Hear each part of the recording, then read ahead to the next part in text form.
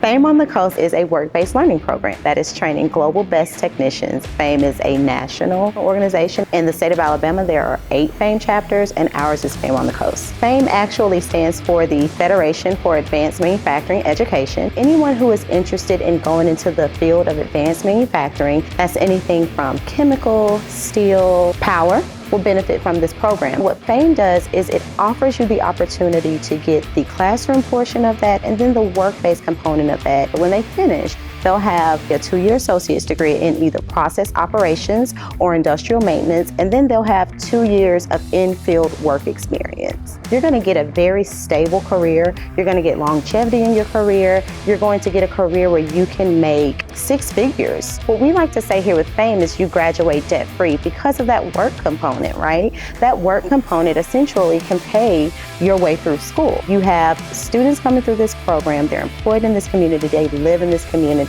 and that just builds pride in your community. And as we continue to get students to come through this program, you'll see just the growth and overall the reach that we've had. The community knows the product that they're getting because we are training global best employees, we're training global best students, and they know that when they get a FAME student, they're getting top tier.